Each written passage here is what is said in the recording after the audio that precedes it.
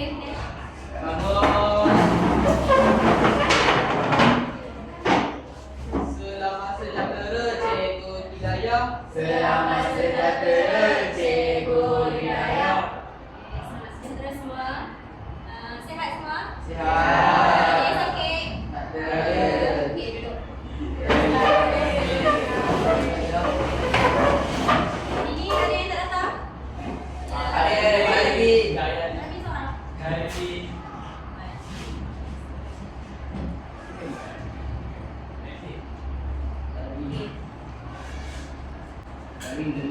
Demam? Dia kata bawa ke? Mesej. Okey, ingat lagi tak? Last week kita belajar apa last? Minit berapa? 6. Dah habis kan? Ni minggu ni? 7. Okey. Dah semangat untuk saya teruskan pembelajaran? Teruskan. Saya nak tunjuk satu video sebelum kita teruskan topik pembelajaran bahasa kita pada hari ini. Jelas tak? Yang belakang nampak?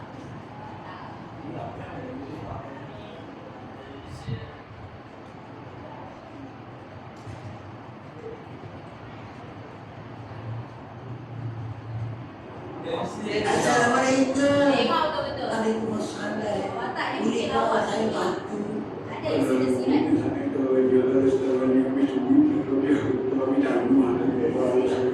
Duk tiga dengan orang macam tu jadi tak makan. Batu Malaysia ni pergi jauh apa tu? Kuliah batu. Kita mari kat sini nak tukar nama dana. Oh gitu. Kalau nyamik boleh ni lah dulu. Isi sini lah. Kita tak bermana. Orang yang untuk yang saya montak. Bijak apa dua ni? Kat mana kau nulis? Kita mendapatkan sekolah juga. Dia dah lulus sekolah buana. Enggak. Yang lain tak ada profesor yang ada. Kita lalu sekolah juga. Dia tu tanya Ini kita kena peduk. Meja apa sekali lagi ni panah atau tak nulis. Ayo, bukit mana nulis sama tu kalang aja. Mana mama Alan. Kau nulis? Sama kita katakan lah. Dulu dia. Orang kata pasti gitu man. Rodi, apa masbuk tu misalnya orang macam tu. Pejabat ni bukan kata terokan. Tak apa lagi tu baca-baca dia. 3 orang ni kan. Tak sedar kepala lagi awak tu berkali tulis. Kerja tu nak tuliskan maklumat dia. Gini lah bagi orang ni. Dah boleh mesti siap dah. Marilah juga ikut hamba. Nak hidup boleh dah pula. Dari budak kat ni. Ikut saja lah. Cuma berjalan. Bagaimana? Makan dia pakai semua. Dua orang dua orang lama suka jalan berkas sebelum. Ini kalau saya kau baru. Oh, kita dulu aku mati ujung ni.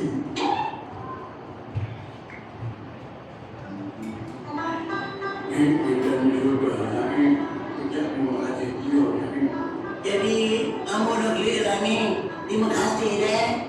Dah gila dah mari dah pula. Bila-bila sini. Mesranya.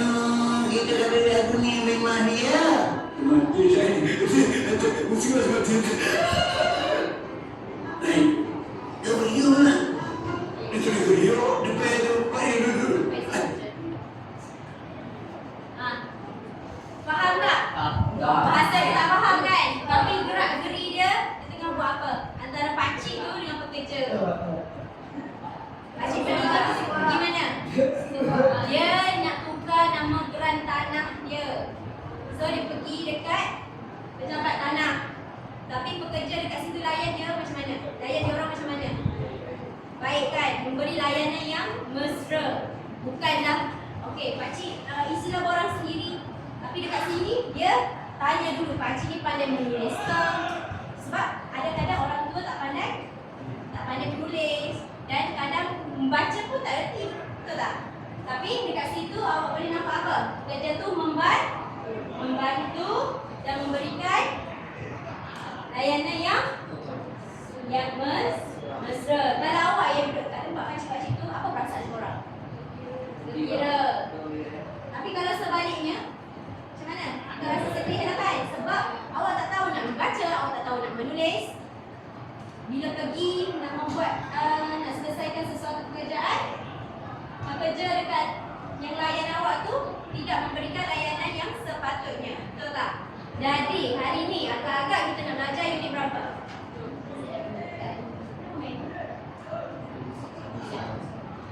Hari ni kita nak masuk kepada unit, betul? Unit 7. Sebelum tu buka buku teks. Saya tak nak ada kerja lain di atas meja. Empat. Tak ada nak berwarna hari ni, tak ada. Subjek lain dulu.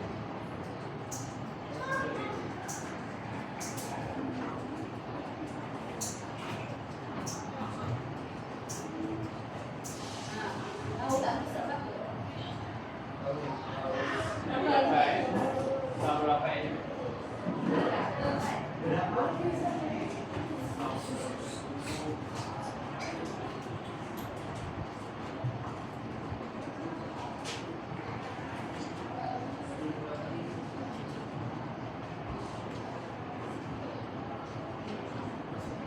Okey. Dalam unit ni kita akan belajar tentang idea baharu peningkatan kualiti perkhidmatan awam untuk kebaikan bersama. Yang kedua kita akan tengok juga tentang piagam pelanggan perkhidmatan awam demi kebaikan bersama. Yang ketiga apa tu? Cara pendapat tentang mutu yang diterima. Lagi? Sebagai sumbangan perkhidmatan awam tentang perkhidmatan awam yang berkualiti. Dan terakhir awak juga akan tengok bagaimana perasaan awak juga apabila awak menerima perkhidmatan awam yang berkualiti, dan terakhir itu penggunaan perkhidmatan awam secara berhemah demi kebaikan bersama. Dan dekat sini juga ada beberapa nilai yang kita akan praktikkan dalam unit ini. Itu bertanggungjawab. Yang kedua, berterima kasih. Seperti mana dalam video tu tadi, apabila selesai pakcik tu punya masalah, dia ucapkan terima kasih dekat pekerja tu, betul tak? Supaya apa? Pekerja tu terasa dihargai dan dihargai. Kalau awak balik macam tu je, tak menghargai dia, tak ucapkan apa pun, apakah perasaan awak sebagai pekerja? Dia kan sebab awak diberikan khidmat yang kenapa tidur? Teks mana? Terima kasih, awak sihat. Teks tak tulis. Okey, lagi bertanggungjawab, berterima kasih. Yang ketiga, nilai profesionalism. Lagi kejujuran juga ada dalam unit ni yang kita akan fokuskan. Yang kelima, baik hati. Okey, bagus. Seterusnya, kita akan tengok dulu kepada konsep. Saya nak seorang tu baca. Siapa volunteer? Baca konsep sikit. Flash. Boleh. Baca dari buku teks. Perkhidmatan awam merupakan nadi pembangunan negara. Fungsi perkhidmatan awam adalah untuk menyediakan perkhidmatan yang berkualiti tinggi kepada pelanggan. Hal ini penting bagi memastikan pelanggan dapat pasti dengan mutu perkhidmatan yang diberikan. Oleh itu, pelanggan harus menghargai kecekapan perkhidmatan awam yang telah disediakan. Untuk meningkatkan kualiti perkhidmatan awam dan masa semasa, beberapa idea baharu telah dilaksanakan. Setiap idea baharu ini bersifat inovatif, fleksibel, praktikal dan melibatkan kos yang berpatutan. Antara contoh idea baharu termasuklah seperti yang di bawah. Okey. Sebelum tu saya nak tanya, siapa yang tahu dekat sini apakah perkhidmatan awam? Saya rasa gambar dah ada kat depan. Ada yang bunyi tak? Semestinya. Cikgu, adakah saya termasuk dalam guru adalah profession yang termasuk menjawab? Siapa yang berpengalaman? Yes. Itu sudah nak. Awak tengok apa ni? Bumbak. Body.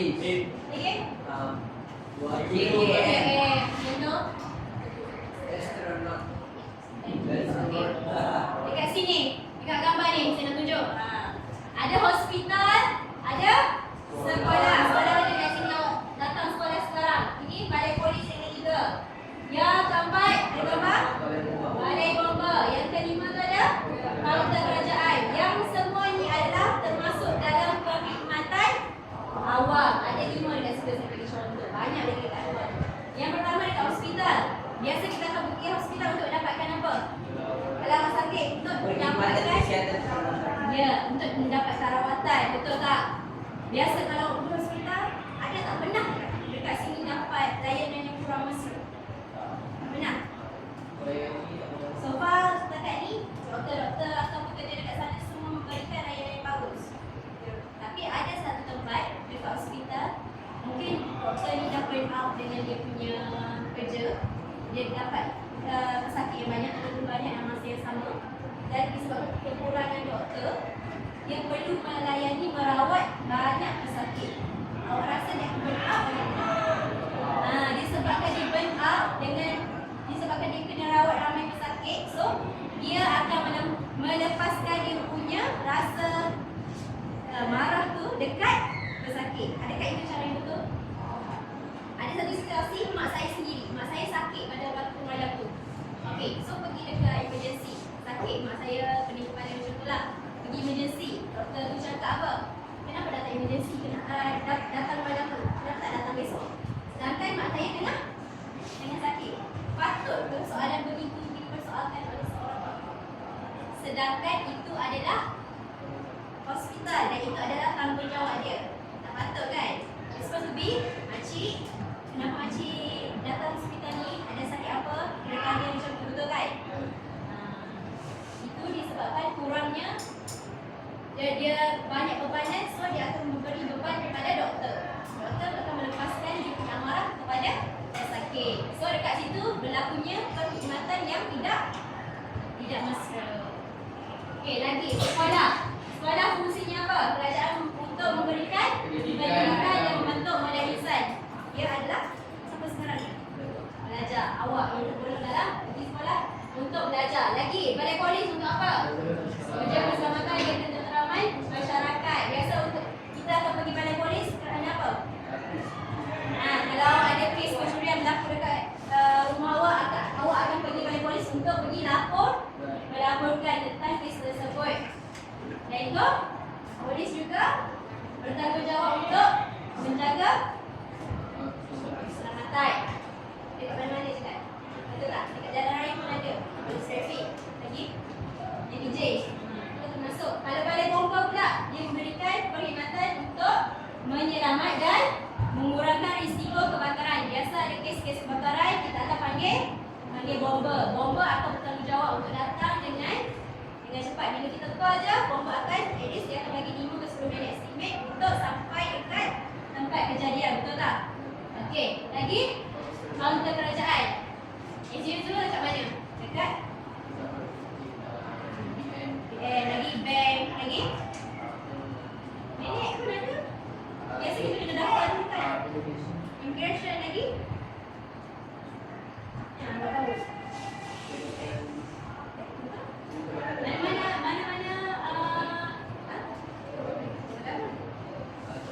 Veterina ke? Apa-apa point counter, kita perlu jumpa dengan orang. Kalau kita pergi mana-mana agensi, kita perlu mendaftar dulu, betul tak? So, orang dekat situ akan memberikan awak kemudahan untuk berurusan dan memberikan awak perkhidmatan yang baik, yang terus. Sebagaimana awak tengok dalam video tadi. Tugas dia adalah untuk menolong awak, bukan awak buatlah sendiri borang ke apa tu. Kalau awak tak faham, awak boleh tanya dia dan dia akan jelaskan dekat awak. Okey, bukti yang pertama kena siapa, yang kedua kena siapa. Kadang dah tina pun orang tentu ni bukan kena lelaki. Sebab apa? Bela. Sebab stress, tertekan dan tahu baca. Ada orang tengok orang ramai, dia akan rasa anxiety, betul tak? Dekat sini ada anxiety. Mana anxiety? Okey, so semua tempat ni merupakan perkhidmatan awam yang disediakan oleh kerajaan untuk memenuhi semua keperluan rakyat. Tolong catat, lepas ni saya tanya. Ada berapa perkhidmatan awam yang saya beri contoh? Okey. Seterusnya, berbagai idea baharu kita dapat buat bagi meningkatkan perkhidmatan kualiti untuk meningkatkan kualiti perkhidmatan awam. Yang pertama apa? Kita boleh buat mengimbas kehadiran penjawat awam. Contoh, kalau saya sekarang saya datang sekolah, saya akan menggunakan pengimbas kehadiran penjawat awam. Contohnya, saya akan letak saya punya temporary tangan untuk menandakan saya ni dah datang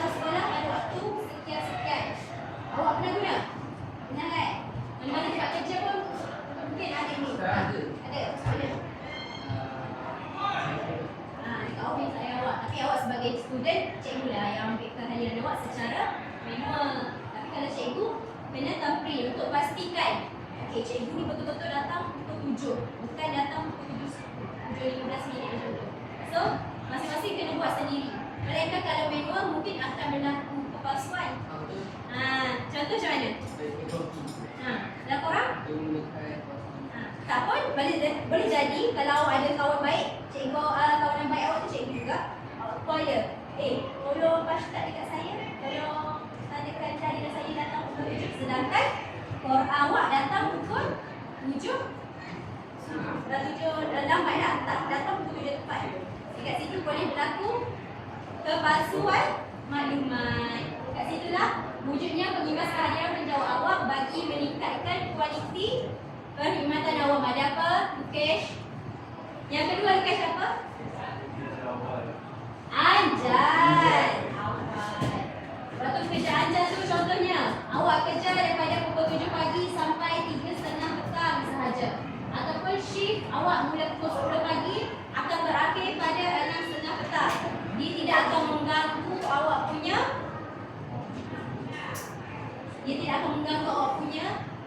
kegiatan harian untuk awak rehat. Kita semua manusia mesti ada waktu rehat, betul tak? Bukanlah pukul 7 pergi kerja, pukul 6 baru balik. Pukul 7 pagi pergi kerja, pukul 10 malam baru balik.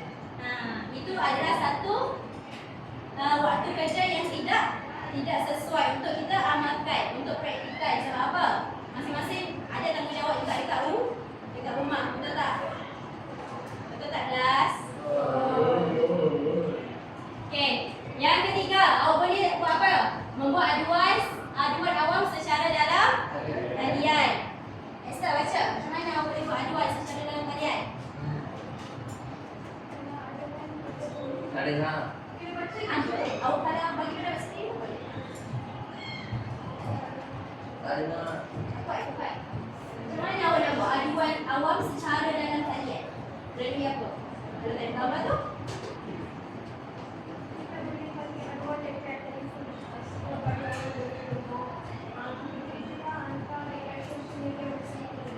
Okey, melalui email atau mesej. Contoh, lesson hari tu ada kan awak jawab tentang perkhidmatan bas. Dia jawab melalui dalam talian, melalui dalam email atau apa lagi. Itu dalam talian. Kalau bersemuka, mungkin kita boleh bagi tulis surat. So, letak dalam kotak aduan. Ada kan? Dekat sekolah pun ada. Ada apa-apa nak adukan, buat surat, masukkan dalam peti surat tu. Itu juga akan tengok seperti itu. Okey, dan yang keempat, bayaran bil perkhidmatan awam secara dalam talian. Okey, sekarang dah zaman apa? Zaman teknologi. Nak bayar bil pun boleh guna telefon, betul tak? Dekat rumah siapa parents dia bayar bil guna telefon? Bayar bil apa contohnya? Air. Mana-mana apps pun boleh kan? Contoh Shopee pun dah boleh. Betul? Parking? Itu bukan dalam talian. Parking dah ada kan? Betul. NDSA pun dalam talian kan? Dia ada apps. Itu adalah salah satu pembayaran bil dalam talian. Kalau dulu kita kena pergi dekat tempat pejabat dia untuk menyelesaikan, untuk membuat pembayaran secara bersemuka. Betul tak? Sekarang dah mudah. Zaman dah berubah. Okey, next. Yang kelima ada apa? Pembelajaran secara telesidang. Itu contohnya kalau masa PKP dulu awak belajar melalui Google Meet, Classroom, lagi apa lagi? Zoom. Itu dapat memudahkan walaupun kita tak boleh bersemuka, pembelajaran masih dapat dilaksanakan. Betul tak kelas? Awak rasa itu memudahkan awak tak untuk belajar dulu masa PKP? Tak? Awak lagi prefer untuk bersemuka? Sebab apa? Internet lagi. Salah satu. Lepas tu tak ada kita cikgu. Internet tak kuat. Bukan. Telefon. Ada masuk saja pas sebelum tidur kan? Bukan. Masuk saya buka internet saya dengar YouTube. Yalah tu. Dan pembelajaran secara telesidang ni dapat memudahkan orang walaupun duduk secara berjauhan. Mungkin korang juga yang mana nak masuk tuition secara dalam talian pun ada dekat rumah. Mana tahu ada kat sini rajin. Balik saya dekat website. Siapa yang ada buat tuition dalam talian. So, aku join. boleh dicari dengan mudah. Okey, yang keenam lagi, pendaftaran di hospital menggunakan sistem biometrik.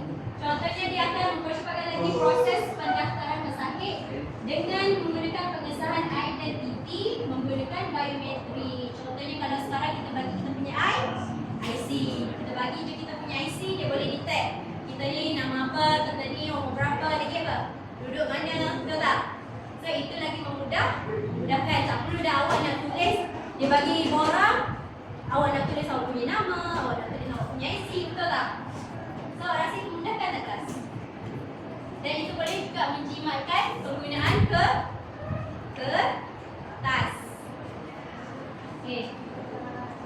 Okey, yang ketujuh iaitu pengeluaran pasport melalui pusat transformasi bandar. Kat sini mana ada UTC?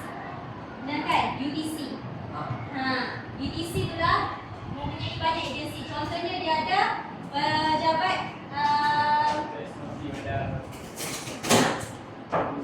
dia ada jabatan immigration dekat situ. Contoh kalau orang nanti awak semua nak pergi ke luar negara nak buat pasport, betul tak? Awak nak buat pasport, kalau nak keluar negara kena buat pasport. Inilah salah satunya pusat awak boleh pergi adalah ke UTC supaya awak boleh melancong. Kalau awak tak boleh buat pasport tu, so awak tak boleh diberikan keizinan untuk keluar negara. Ya. Okey, yang terakhir, apa lagi awak boleh buat? Dalam talian. Kalau ada apa-apa, contoh naik bas tu bawa laju, awak boleh buat aduan. Ada kan nombor yang tertera dalam Bas tu pergi 300 km.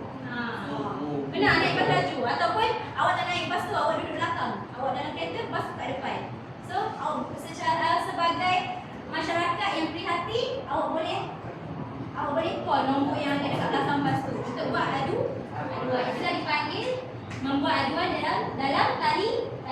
So dia akan memudahkan orang awam untuk membuat sebarang aduan mengenai perkhidmatan bas ataupun teksi secara dalam talian. Okey, yang seterusnya kita nak masuk. Boleh lagi saya teruskan kelas?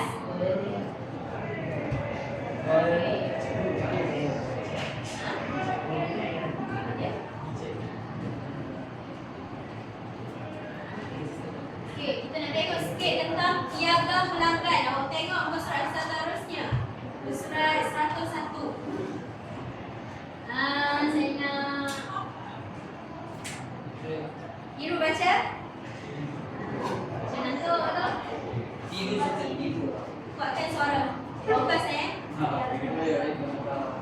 piagam pelanggan ni satu peraturan yang buat oleh Why nak tolong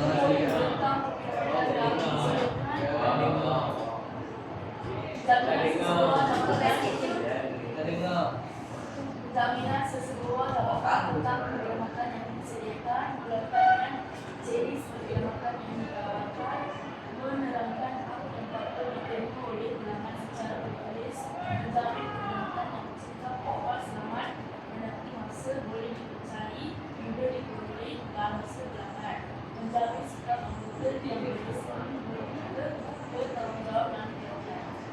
Piagam pelanggan ni dia dibuat supaya kita dapat meningkatkan kualiti perkhidmatan awam. Dalam piagam pelanggan tu dia akan terangkan apakah jenis-jenis perkhidmatan yang ditawarkan di bawah agensi tersebut. Contoh awak boleh tengok dekat sini terus. Di bawah Polis Diraja Malaysia, dia akan ada apa tu? Polis akan, yang pertama dia akan mengambil tindakan susulan kepada semua aduan yang diterima secara rasmi dalam tempoh 3 hari bekerja dan dari tarikh penerimaan. Yang kedua, pelayan dalam tempoh 15 minit lepas mendapat notifikasi. kalau awak tak dapat layanan selama 15 minit awak tunggu tu, jadi awak boleh buat aduan kerana awak telah menunggu terlalu lama. Okey, yang ketiga, awak polis juga akan bertindak atau berada di tempat kejadian dalam tempoh berapa?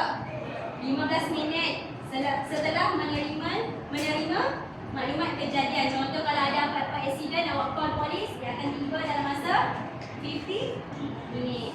Okey. Yang keempat, perkembangan siasatan dan kes dalam tempoh 4 minggu dari tarikh laporan polis diterima. Okey, nanti awak balik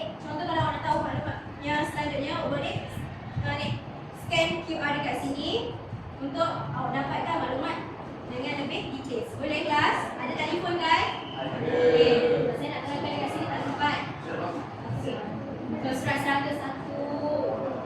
Awak dekat mana? Laju betul. Okey.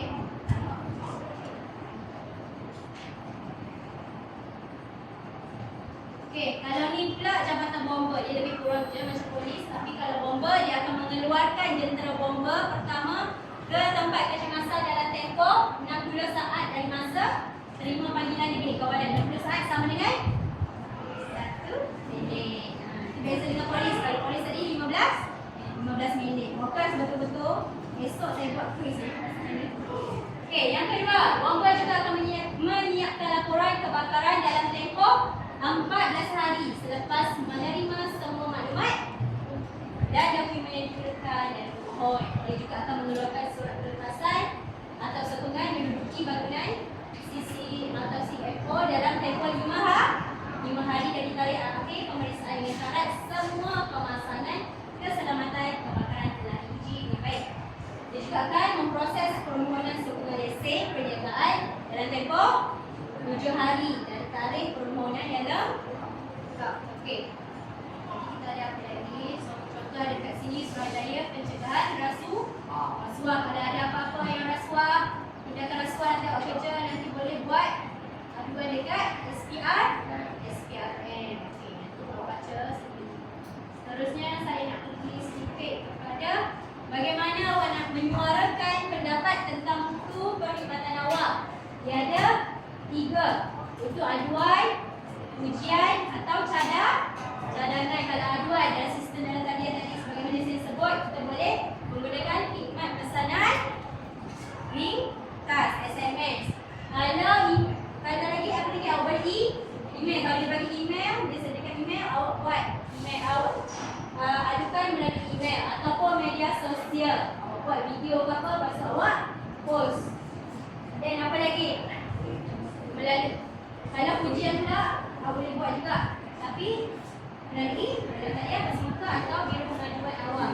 Kalau bersemuka, agensi berkenaan akan bergerak. Contohnya dia ada van sekarang. Awak boleh pergi dekat van tersebut, so boleh buat aduan. Ataupun hari bertemu pelanggan, tak semestinya awak boleh buat aduan. Awak juga boleh buat ujian. Sekiranya awak mendapatkan perkhidmatan yang bagus, awak boleh buat ujian. Ataupun yang seterusnya awak boleh bagi apa? Cadangan. Seandainya perkhidmatan tersebut tidak mesra ataupun kurang daripada segi sekian-sekian, awak boleh buat cadangan. Awak ada cadangan apa untuk meningkatkan sistem pendidikan? Contohnya, awak boleh bagi cadangan. Di sini berarti bagi cadangan, buat atau awak boleh buat. Awak boleh on. Okey, kelas yang kelas. Kalau saya tanya boleh jawab? Boleh? Yang lain senyap tu? Boleh tak? Boleh. Okey, seterusnya kita masuk sikit kepada kesan. Kesan pengabaian sumbangan perkhidmatan awam kepada pembangunan negara. Saya ambil 4 je. Yang pertama, pembangunan negara akan terjejas. Sebab apa? Bila penjauh awam atau perkhidmatan awam membuat perkhidmatan yang tidak baik, dia akan membantu dengan projek pembangunan. Contohnya infrastruktur tidak siap dan matlamat negara tidak akan tercapai. Kalau orang yang bekerja di dalam perkhidmatan awam tersebut, dia melakukan rasuah, dia ambil duit yang orang bagi untuk buat bangunan, adakah bangunan tersebut dapat disiapkan? Bangunan tersebut dapat disiapkan. Kalau duit yang orang bagi dekat dia, sepatutnya disiap oleh bangunan tersebut. Contoh buat klinik, maka siap tak?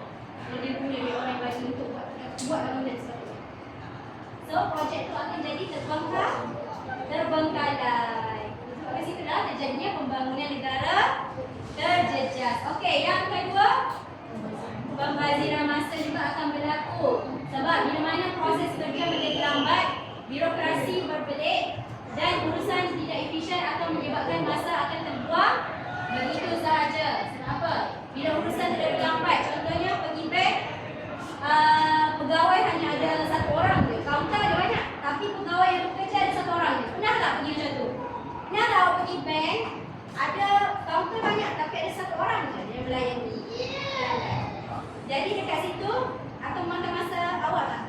Awak kena menunggu lama kan? Betul tak kelas?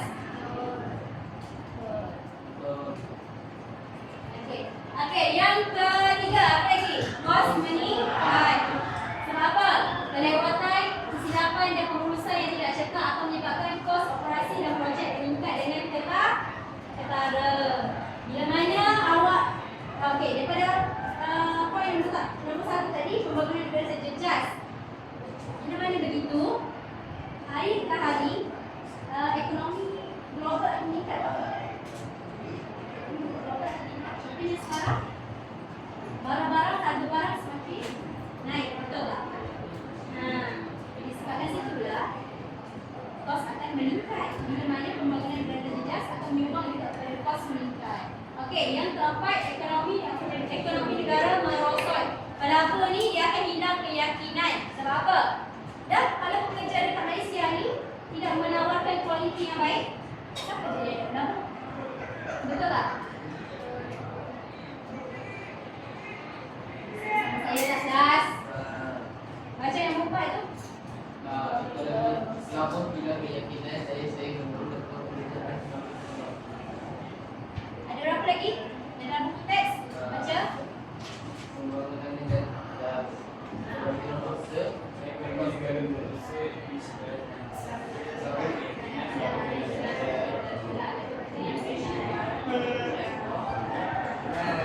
Okey, yang lain tu tengok sendiri, okey? Okey. Dekat sini saya nak jelaskan ada nilai 5 tadi yang kita kena sentuh. Nanti awak kena kaitkan dengan awak punya aktiviti. So, sekarang saya nak teruskan kepada aktiviti, boleh kelas? Boleh. Sebelum tu, saya nak bagi kepada dua kita. Hari ni bukan aktiviti pelakon Kita buat presentation. Boleh? Boleh.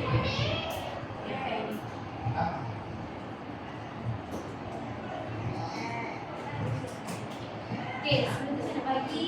Okey, bermula daripada kamu. Kira nombor 1. So then, satu. Satu. Ingat nombor masing-masing. Satu. Dua.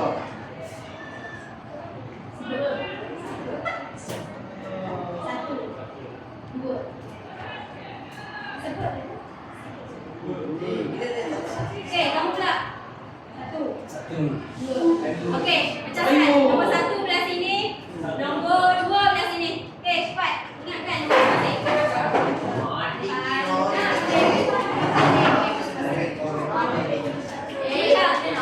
Jangan tukar. Nombor 1 belah sini. Nombor 2 belah sini. Ada. Ikut nombor masing-masing.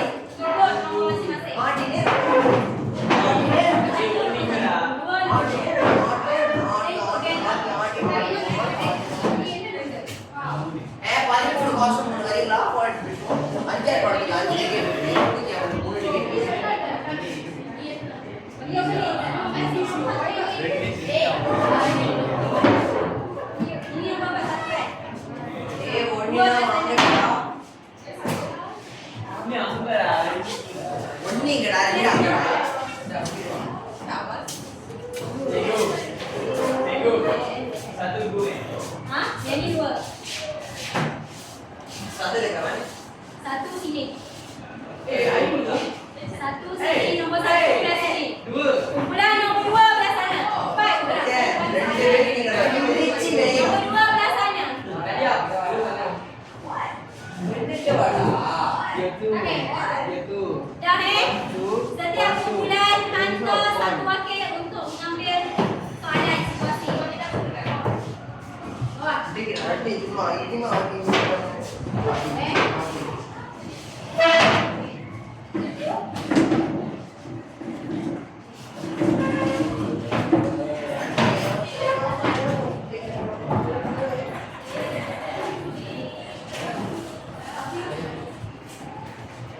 Dapat soalan tu boleh baca sama-sama.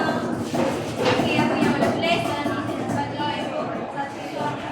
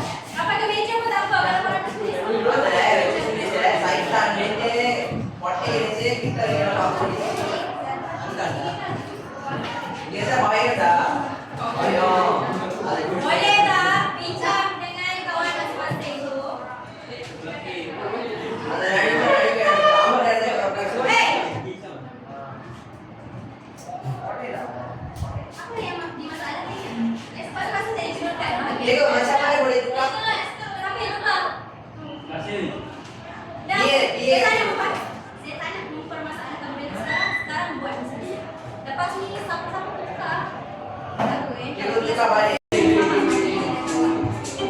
Kan kadang membaca handphone. Ya.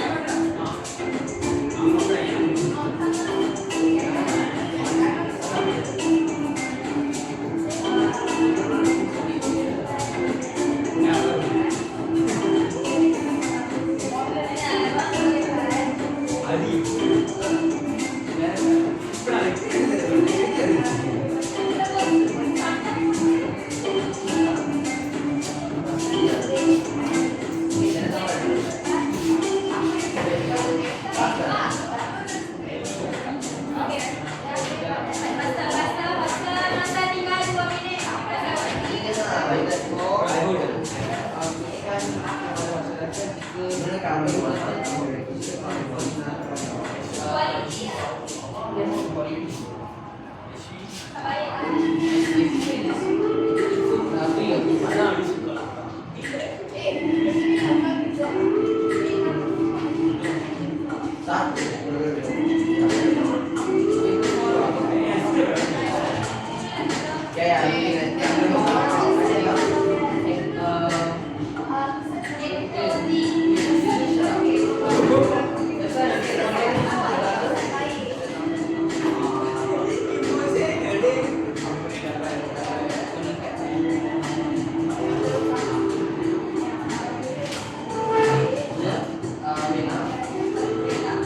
Pembangunan negara. Pembangunan negara.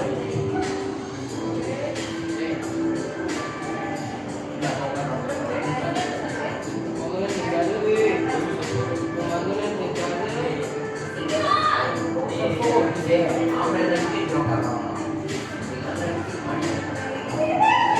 Okey, labur.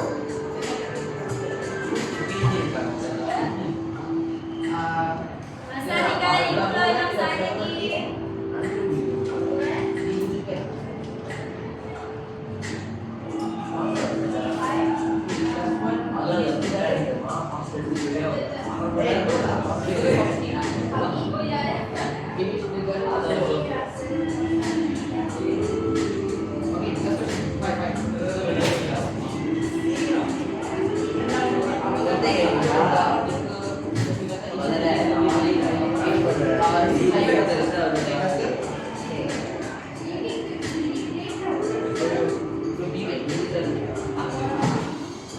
Itu masa lebih ke?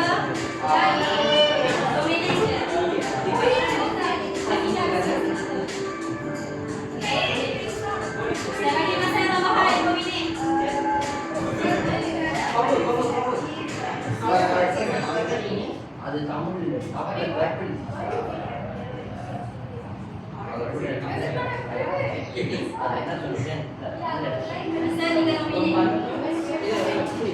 Dapat membantu.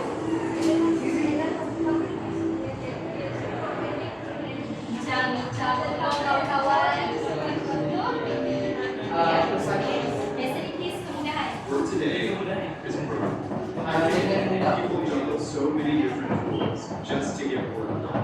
A simple task turns into a time-consuming mess because they first of all scatter the tools off the desk over time. The trick to learn fundamental software isn't a task. The system is programmed.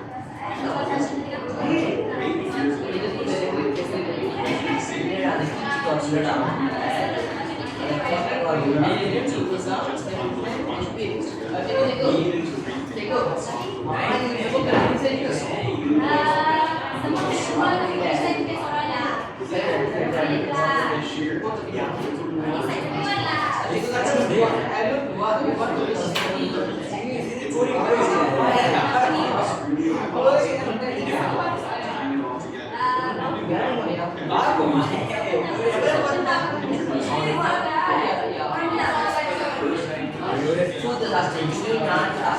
Siapa pemudanya ni nak bentang dulu? Pendaki ni dulu.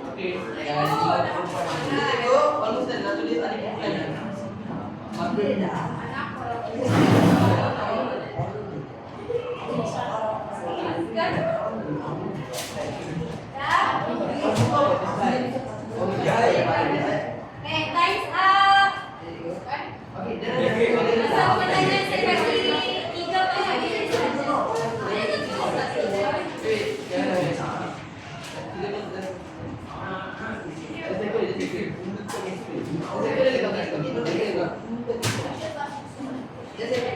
Korean ada Korean.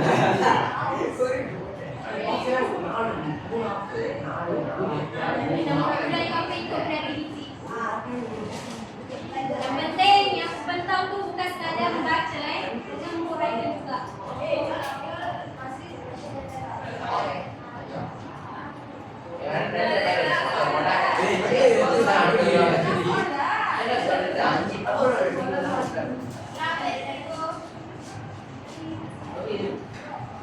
saya jemput Puan Akilah dulu untuk membuat penetangan. Konti 20. Okey, semua. Tengok sini ini punya.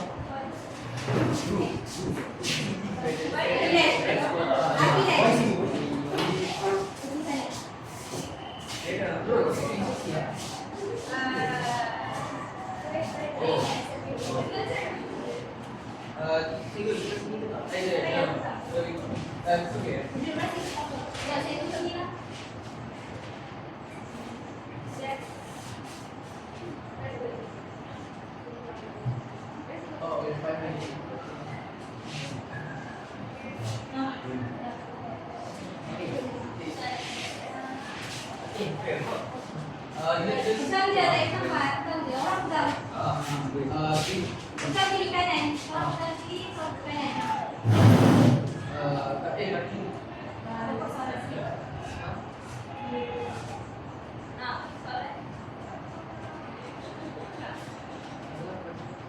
Assalamualaikum kepada semua.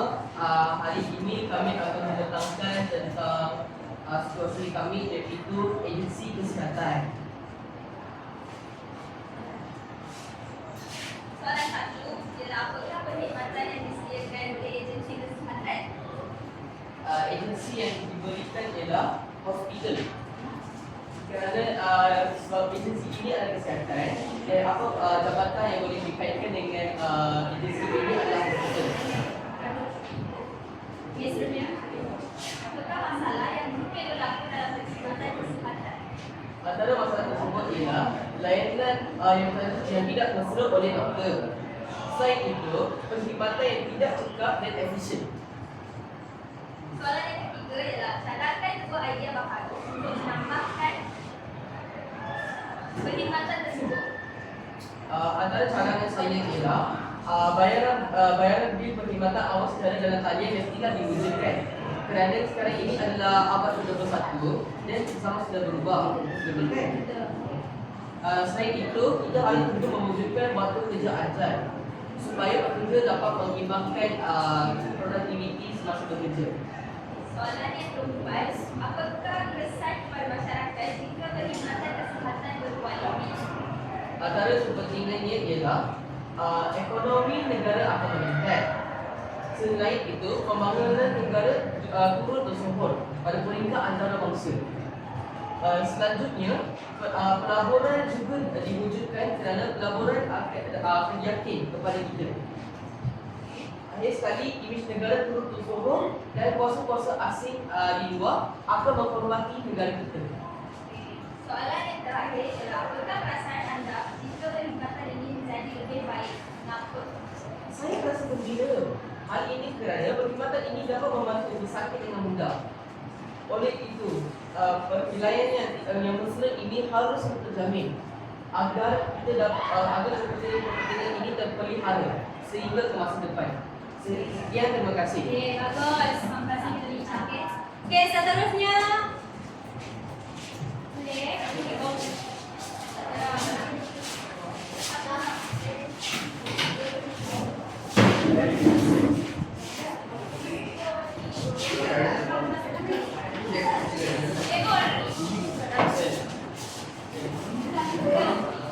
Saya di mana?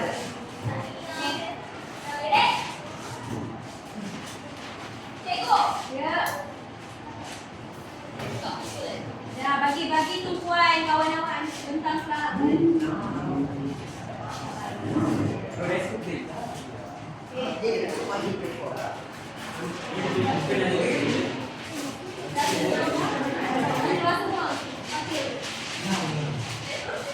Okay, 1, 2, 3. Salam sejahtera semua. Hari ini kita nak berbincangkan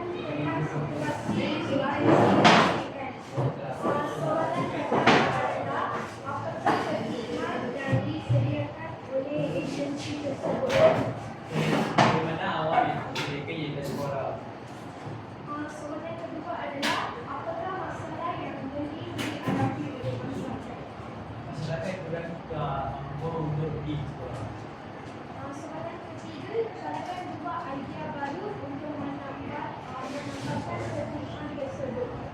Kerajaan boleh memberikan bantuan kewangan Tengok ke sini juga. Jangan sekarang baca. menggunakan lebih banyak teknologi Macam mana teknologi moden? Contohnya, dalam sekolah sekarang, saya gunakan apa?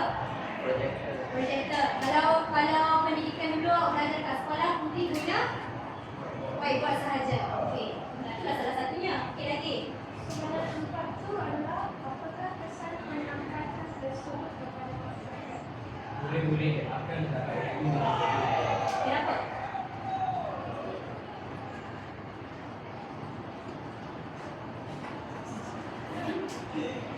Kenapa dengan adanya bantuan kewangan, awak kata ilmu dapat diperoleh dengan mudah? Sebab kalau ada sana kewangan boleh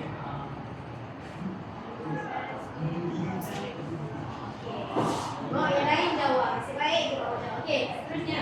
Soalan lima, apakah perasaan kamu jika perkhidmat tersebut menjadi lebih baik? kami rasa puas hati dan gembira kerana sistem pendidikan dapat ditingkatkan imej negara kita. Apabila sistem pendidikan dapat ditingkatkan juga, akan lahirnya apa? Kelas dapat melahirkan modal insan yang berintelektualiti tinggi daripada segi sini. Bukan sahaja daripada okey, itu sahaja. Okey, dua perak. Okey, bagus. Belum. Kumpulan sini, saya nak tanya. Kelas sini tadi dia orang bentang ke apa? Kelas ketat. Agensi kesihatan. Ini tadi kedua pendidikan. Dua agensi tu merupakan salah satu agensi yang ada dalam perkhidmatan awam. Mana-mana agensi yang ada dekat Malaysia ni perlulah menggunakan memberikan perkhidmatan yang cekap supaya masyarakat dapat memanfaatkannya dengan baik. Orang yang menggunakan dapat diberi manfaat dengan baik. Orang yang memberi perkhidmatan juga perlu memberikan perkhidmatan yang telus, selamat, berhemah macam tu. Faham kelas? Okey, saya rasa sekadar itu kelas kita pada hari ini. Aktiviti kita sambung pada besok boleh? Boleh. Kerja sekolah ke? Baik, buka modul. Modul dulu.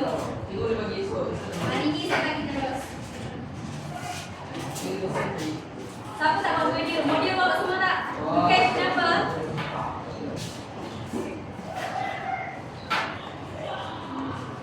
Nak banyak ke sikit? Rupiah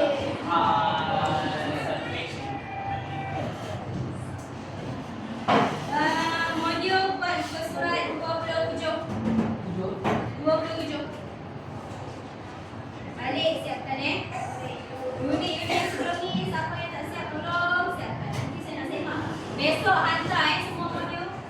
Saya nak semak sebelum nanti. Ya. Okay. Sebelum tu saya nak seorang bagi saya refleksi apa yang awak dapat melalui pengajaran kita pada hari ini. Apa? Volunteer. Amun. Okay. Kita dapat ni. Dan lepas ni awak gunakan perkhidmatan awak pun juga dengan berhemah. Dan kalau ada apa-apa aduan, awak kena salurkan, bagi tahu dekat pihak-pihak yang berkuasa ke atas tu. Jangan sekadar buat